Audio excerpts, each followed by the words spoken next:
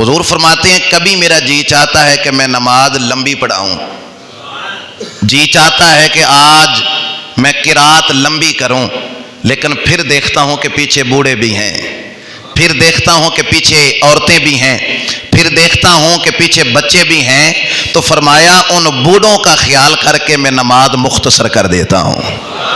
دوسروں کا خیال کیا نہ، فرمایا جی چاہتا ہے، یعنی نماز کے اندر بھی حضور فرما رہے ہیں میں دوسروں کا خیال رکھتا ہوں، لیکن فرمایا نہیں، میں قرات لمبی نہیں کرتا، میں نماز لمبی نہیں کرتا۔ کیوں؟ اس لیے کہ پیچھے ایسے لوگ بھی ہیں جنہوں نے کسی کام سے جانا بھی ہوتا ہے، کچھ بوڑھے لوگ ہیں، کچھ ضعیف ہیں، کچھ عورتیں ہیں۔ اور عورتیں جب آتی تھیں نا حضور کے زمانہ میں، تو چھوٹے بچے بھی ظاہر ہے وہ ساتھ لاتی تھیں، تو جب وہ نماز پڑھنے لگ گئی تو بچے نے رونا شروع کر دیا۔ حضور فرماتے ہیں جب میں کسی بچے کے رونے کی آواز سنتا ہوں تو نماز چھوٹی کر دیتا ہوں، کیونکہ نماز پڑھاتا رہوں، ماں نماز پڑھ رہی ہے اور اس کا خیال بچے کی طرف ہو جائے، تو فرمایا میں اس کا خیال کر کے نماز کو مختصر کر دیتا ہوں۔ کتنی خوبصورت تربیت اور خوبصورت تلقین فرمائی۔ اور حضور فرماتے ہیں میرا جی چاہتا ہے کہ میں تہجد کی نماز اپنی امت پہ فرض کر دوں، میرا جی چاہتا ہے کہ یہ تہجد کی نماز پچھلی راتی رحمت رب دی کرے بلند آوازاں اور لٹ لے بندیا، رحمت رب دی کھلا ہی دروازہ، وہ وقت کہ جب اللہ کی طرف سے اللہ کی رحمت پکار رہی ہوتی ہے۔ حضور فرماتے ہیں میرا جی چاہتا ہے میں تہجد کی نماز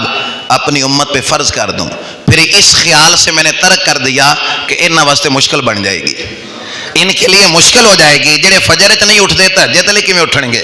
تو فرمایا ان کے لیے مشکل ہو جائے گی، پریشانی بن جائے گی ان کے لیے، اس لیے حضور فرماتے میں نے تمہارا خیال کر کے یہ چیز تمہارے اوپر فرض نہیں کی۔ اور سنیے حضور فرماتے ہیں میرا جی چاہتا ہے کہ ہر فرض نماز کے ساتھ مسواک، کہ جب یہ وضو کریں نا فرض نماز کے لیے،